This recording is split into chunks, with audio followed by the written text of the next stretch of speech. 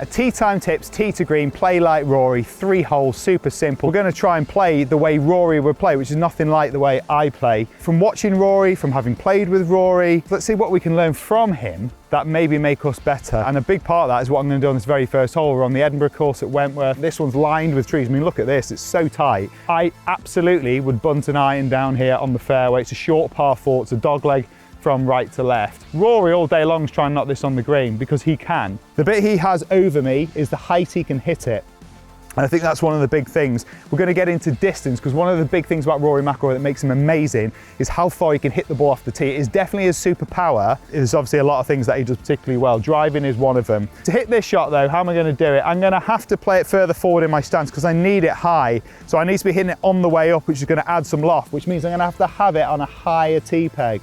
So there's a big tip in itself. Set up to make it easier for yourself before you even make a swing. And then I've got to get my line, so I have to pick it through these trees. It's quite hard to actually see. I think I've got a line through the trees, roughly where the green is.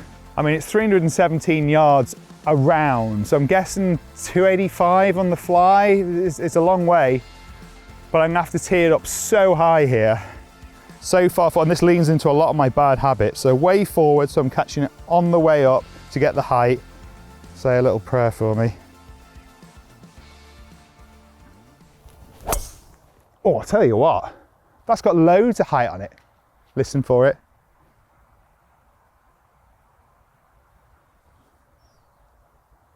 I think that's all right. Oh, hang on, here we go. Not bad, not bad. It's worked so far. Look at that! I'm not quite sure how it's managed to come through those trees. They are 90% air, they say. But with Rory's distance, so bear in mind what he can do through the sky, I mean, he pitched that on the green. He is comfortably, I played with him about, I guess, a couple of years ago. We played at Seminole with his dad and myself and Radar, actually. The first hole, I absolutely crunched one downwind and it was next to his ball. I thought, oh, hello, here we go. I didn't hit it past him. I'd like to say I did, but I didn't. But I was about a yard behind. That was the last time I saw him all day. Short game, he is so tidy around the greens. I think one of the reasons is he always picks a simple shot, the right shot. So let's have a little look what we've got. The thing is, I hit that so high then, it was spinning, so I lost quite a lot of distance from how far I could hit it. It was just so much risk going on. I wouldn't do that, but we are playing like Rory. So one thing we can learn from there, if you are gonna go for it, be all in. You have to be all in. If you're going for it, go for it. Right, soft green, it's been quite a bit of rain recently, so I think I need to land it quite far up. What's the lie like? Lie's always gonna dictate pretty much what sort of shot I can play. It's decent, it looks like there's a little bit of mud behind it. I'm gonna go with the 60 on this occasion. I could probably get away with brand new wedges as well. I've got my new MG5s in the bag today, so they will have a little bit of munch on them. This is probably 56. The fact that I'm telling myself that makes me feel like I should go back and get the 56. That voice you hear in your head sometimes isn't trying to hurt you, sometimes it's trying to help. I'm gonna have to get a little steeper on top of it to try and get the angle of attack getting over the top of it. So I'm gonna put a touch more weight on my left foot. I love how Rory makes these look so simple as well, and there's a lovely brisk rhythm to what he does. He's a high spin player as well, Rory, so from the fairway, he gets as much munch on the ball as anybody.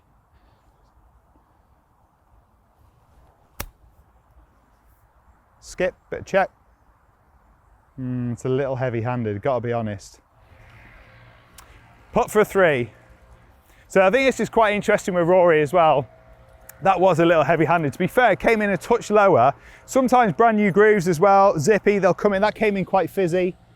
I pitched it a touch too far as well, to be honest. I was probably looking to try and pitch it back here. One hot bit of check. But it's given me a chance. I think one of the things with Rory though with putting, what can we learn from his putting is where he's become a brilliant putter, because I really think Rory, I mean, he's had his best season ever on the PGA Tour this year. He's one of the best putters in the game. And he certainly wasn't that years ago, even though he was still winning plenty. It's because he's used Brad Faxon. And Brad Faxon, who's a friend of mine and was an amazing putter, he did so though by simply getting out of his way. So I think Rory, like so many of us with putting, if you miss putts, we think we'll make more by just trying to make a perfect stroke, and that's the opposite to what Brad does. And a lot of Brad's wisdom comes from Bob Rotella, one of the great golf psychologists.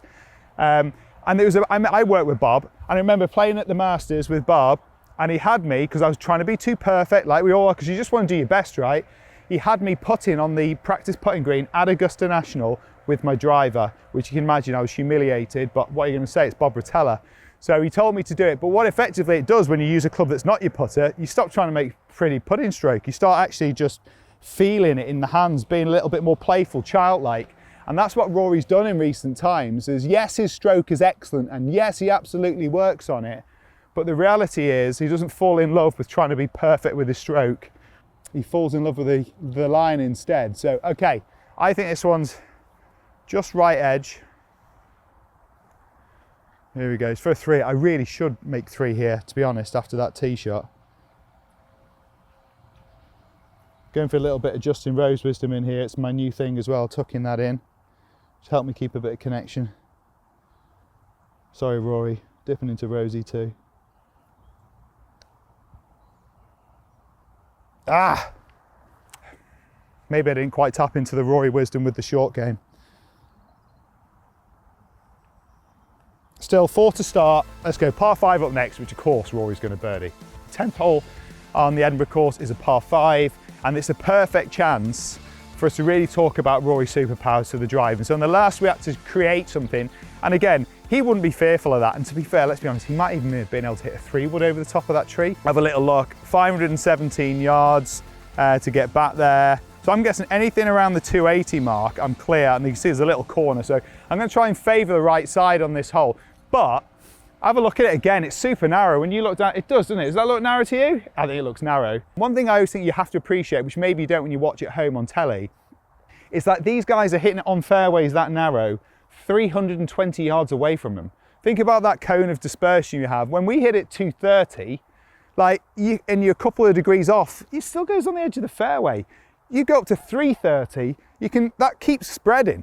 So to keep hitting it on fairways like Bryson, like Rory in particular, Scotty Scheffler, it's amazing how accurate these guys are considering how far they hit it. But we're going to touch into the thing that he does better than pretty much everybody in the game, and that's distance. What's the tee time tips that we can take from Rory about driving and hitting it a long way? Well, he does it. We've already touched on one, and it's having the higher tee peg to collect it on the way up, but that's going to be a bit different this time around. I'm still going to have it nice and highly teed. I am going to move it slightly further forward in my stance, and that's going to particularly, for me, I'd normally tee it up here with driver, and this would be my normal position.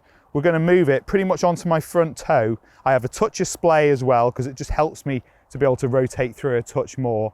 But you'll see Rory will have that little bit of a shape, that K shape. So straight down this left side, but then you can see a little bit of a K shape coming in from the leg and from the arm, and it creates this body angle, you know, the way my body's kicked back here. And that helps me again. You can see how that creates that upward launch into the golf ball. He has great balance and poise, even though he's trying to hit it really hard. For me though, the superpower comes in the transition. And what you'll notice with Rory, every great player, but you really see this with Rory, is that as he changes direction, the first thing to start coming down is not like most amateurs, which is the hands and arms, which is so odd. Because we're holding on to the club, we think, go on, I'm going to hit this one really hard. He doesn't. You can see as he finishes his backswing, the lower half is already starting to go the other way, and that creates this beautiful torque, and what shallows the club out beautifully as well. And then from here, he sort of sinks down into it, almost that squat and jump, that power move of down, and that's why so much of his exercise he does in the gym is around squat jumps as well. Squats down, and then the power comes from using the ground, and that's that pushing away, and you'll see him go up through strike like this, and it's fully extended through his lead leg, and it's that squat and jump that transfers the energy out to the club, but not from the top. So simply smooth in transition, painting the fence super smooth, feeling like he starts with a lower half, and for me that's a lovely feeling of almost feeling like you had a pedal under your left foot if you're a right-handed golfer, or your lead leg, and as you're finishing the backswing you're going to push into that pedal, just inspiring that lower half to start disassociating and going the other way. Smoothie, but then we're going to crank on the power, sink down, weight gets loads into that left side and push up through strike. That's where his power comes. I'm going to be all in. I have to be all in because that's scary to me. There's just a lot of trees there, and somewhere in amongst it there's a tiny little fairway.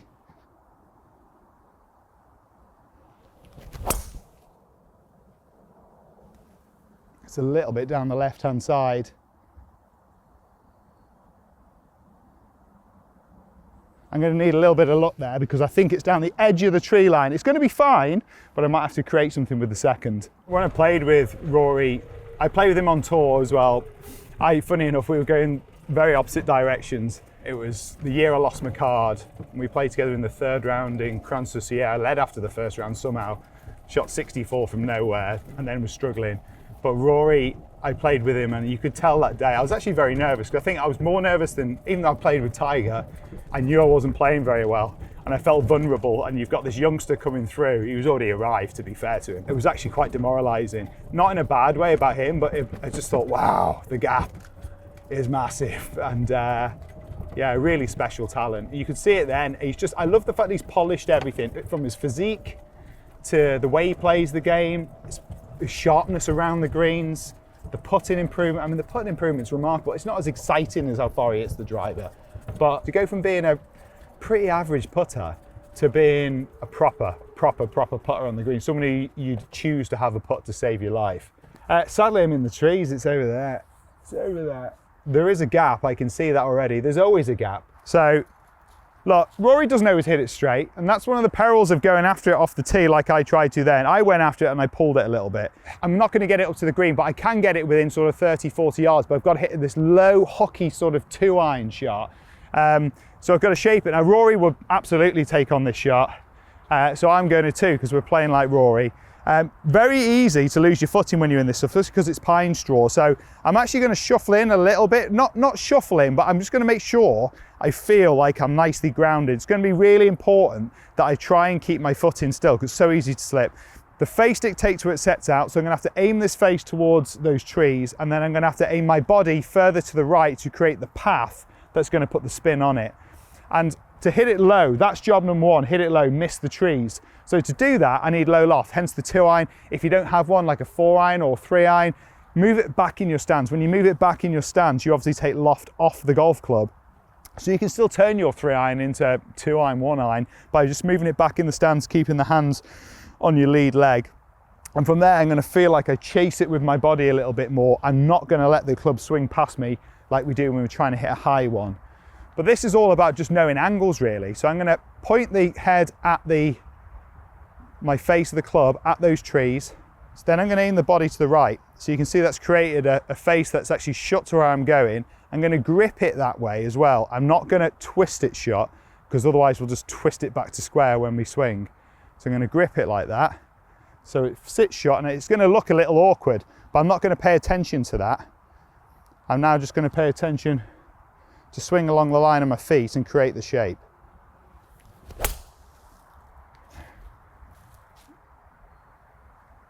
It's coming right, it's not quite turned enough, but I tell you what, I missed all the trees, which is the job. So I'm in the rough, we're coming over the bunker, but that's no big deal here, because soft greens, flags cut on the right hand side, plenty of space. You know, when you get up close, I'm not saying do this when you're like way back on the, you know, with a second shot, but if you get up around the green, do walk up and have a look. You'll always see Rory walk up on the green and take a peek at it, because one, he creates the image in his mind of like, what's it going to do? Like, how do I need to fly it? What's the space? And he works back from the outcomes. The outcome is, I need to finish here. Well, things that dictate the shot will be space to work with, what the ground's like, is it soft, firm, where's the tilt in the ground, where do I want my next putt from? So in other words, do I want the downhiller, or do I want it, if anything, leave it on the uphill putt, which is obviously more preferable here. I could probably use a 56 or a 60. They're my two options. Then in his mind, he'll start to visualize the flight. And effectively, you know, when we get there and we think, oh, I never know what club to use. The club sort of picks itself if you do it like that. And look at the lie. I mean, it's the sort of lie you'd want if I was hitting a second shot from distance, because look how much it's sat up in the grass. I turned it just inside these trees from where I hit the second shot. It wasn't a bad recovery, to be fair, and it's given me a good chance to still make a birdie 4. How far have I got? 56. Sat up in the grass. You know what? I'm going to go with the lob wedge because I want height. What I don't want is to be chipping or from the bunker again from a birdie. So it's weighing up the chances, the risk, but then also then being completely committed. That's what Rory always is. Once he's got his vision, he'll weigh up the risk factors like everybody else, but then he'll be all in. In terms of the playability here, what you'll see with Rory, and I think with his wedge play in particular, I love watching Rory when it's brisk, and when it sort of matches up on both sides of his swing. When he gets the long one, and granted this is more a longer wedge shot, when you see Rory with that longer finish, to me it sort of shows that he hasn't had quite the same connection as his brilliant ones. And when you see Rory with that almost a little bit Tommy-ish, but Rory does that sawn-off follow-through, I always think he's got such great control of his speed, and this is what this is all about. I'm going to hover the club in behind it, so if you have a little look here, I'm going to hover it in that grass so it's opposite that golf ball, and that is where I need my arc to come back, collect, and go through. If I go lower than that, I'm going to get the miss hit. So you might want to go down the grip slightly to make that club shorter so you don't have to change your posture. Got my line. There you go. That's not bad, I don't think. Oh, I'll tell you what. Oh, I tell you what. Your choice. You can just give it to me, or you can make me go up there and tap it in, because from here it's quite clearly very close. It can only get worse if we walk up there. So I think we probably just agree it's a 4 and go to the final hole. Well done, Rory, we made a birdie. What do you think? No? Okay. Unfortunately in my career, I played a little bit like Rory, but without the talent. So if it was on or possible, I used to think that was a green light. Not wise. If I thought I could do it, I'd go for it. But that's not a great, I think now if I was giving advice to someone, if I was caddying for a top player, I would always say, can you do this at least 8 times out of 10? And if the answer's like, yeah, I think I can. Okay, let's do it. Because if we don't pull it off, then we can live with that, because it's like, well, we were capable. What is unforgivable is knowing you shouldn't have had a go and doing it anyway. And I did that so many times on tour. It took a bit of courage to take on these shots, but I think sometimes the most courageous golfers are the ones that wield that sort of power with some responsibility, knowing when to push, knowing when to be smart. And I think Rory in recent years has mastered that. As much as he always seems like the guy will go for it, and he does sometimes. For instance, when he played the India Championship, the DP World India Championship this year, taking the driver out of the bag, he wouldn't have done that years ago. He'd 100% had driver in the bag and thought, well, I'm Rory McIlroy, I can hit driver down here.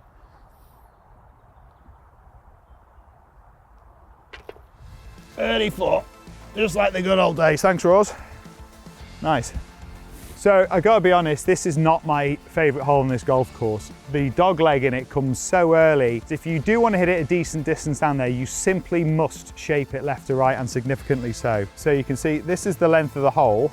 Let me show you where this break comes there in the hole. So you can see the corner is like 250. 3 wood, I can absolutely still turn.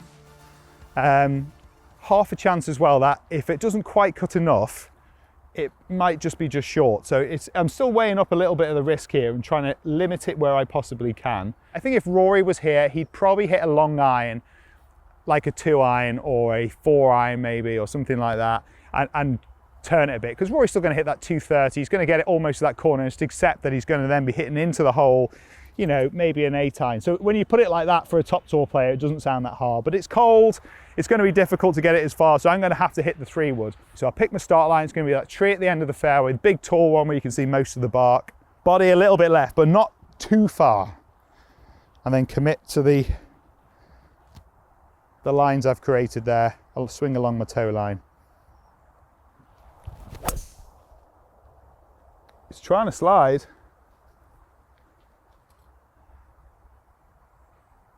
You know what, it's all right. It's a little bit too far left still, but I think it's going to be all right. Let's hit one that Rory would hit. And I've got the 2 iron. I think he might do this. He might even hit 4, but I'm going to try and play the sort of shot he would. I prefer to try and shape it with this sort of club as well. I find it a little bit easier, takes some of the risk out, but it's the same shot. Let's see how far behind I am though. These things can come out pretty hot, these UDIs, so don't think it'll be too far back. Same philosophy though. Oh yeah, that's a better line. I like that one. Let's see though, if it's far enough, and in here might lie the difference between Rory and me. He could hit that and absolutely get to that corner. I'm not so sure myself. You see, I've got the angle, but I've not got the stance, have I? Should we pick Rory's up? Let's go back there anyway and just see what he had left. Oh, that's not worked out at all. See, that's the risk though. So that's where like me trying to push it up where Rory would hit it. Because if I hit it in here, if I hit that perfect shot, and if I hit driver and cut it, which is such a big shape, like I could have got it there, beautiful. You get rewarded with like a 9 iron or something in. But this would be where the Holy Grail was here, probably distance-wise, about here. That would have been great. Bit risky though, because if I tweak it in the summertime, I'd fly that bunker, and it's gone off into the bushes. The 2-iron, which Rory would have got to there, you can see it's not quite. And there's the difference though, and it's a lot nicer, isn't it, when you can stand on a hole like that and not feel like you've got to hit a 3-wood and you can hit a 2-iron. For me, unfortunately, I have got a shot here. I can just about hit a straight shot to get that flag, just about, but it's right on the edge. Lovely though to be able to stand there and be able to hit that club rather than the one I had to. Feel like Rory could maybe get in there. The thing is, if he got in there with like a 9-iron, which he can stand outside the bunker to hit, like he's not getting there either. It's 190 yards in the cold. Oh, it's going to be embarrassing, isn't it? But yeah, who cares? I'm retired, aren't I? I've hit my good shots. Right, here we go. I'm stood in closer to it. Shaft's going to be a bit steeper. I'm going to have to worry more about my balance on this sort of shot, because obviously I've got no connection with the ground, but at the same time, I'm not really going to use that right heel. So it's going to be more about having contact with my left foot that matters. Okay, a bit steeper. Wish me luck.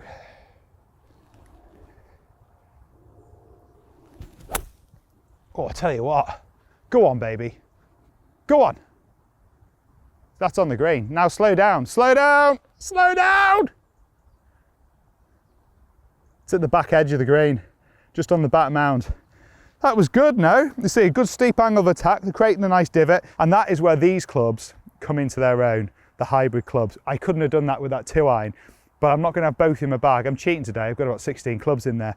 If I have to make a selection, is this the one in winter golf? That's the sort of shot that only a club like this can play, because it gets through that grass so easily. It's got loft on it to elevate it, but I can still generate distance. So I can hit shots from the fairway, I can hit shots from the rough. It does have utility around the greens as well. It's just a great club all in all, and it is one that I normally have in. It's just because I've been enjoying that iron so much recently. I tell you what, that was some shot, that. Even if I say so myself, if I can speak. Right, this is a classic, use the club for the job. So one of the things we'll tap in on our Tee Time Tips tee to green will be a Shane Lowry sort of wisdom, who uses more like one club around the green in particular, 2 actually with a pitch wedge for chip and runs. A lot of guys, including Rory, will just play the right shot for what's in front of him. So the ability to use all the clubs in the bag. I'm going to say 6-iron. Let's go and get the 6. Big turn from left to right, so you go visualize it first. We talked about it on the last hole, seeing the shot. We've seen it here. Almost scanning around it like a putt is not a bad thing on these things. Walking around, you get a feel, especially the low side. I always love being on the low side because the break looks more. Most of us underread these ones. Ideally, I do want it to, if I can, fall slightly on the low side to give me the uphiller. The downhiller here is awkward.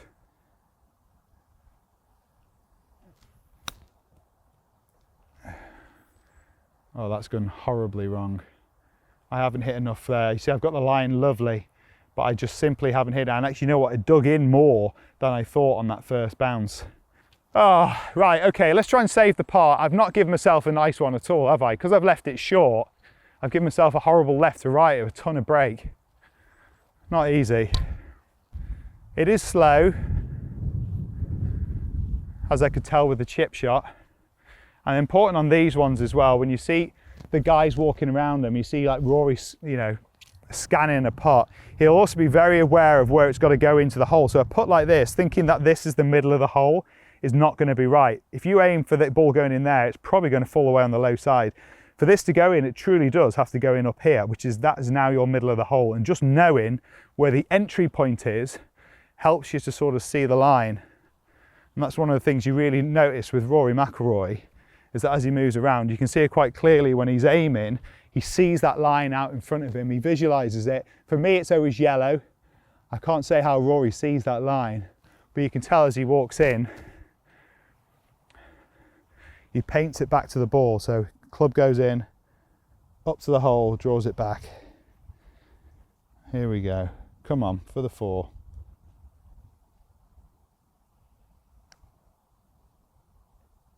I overread it.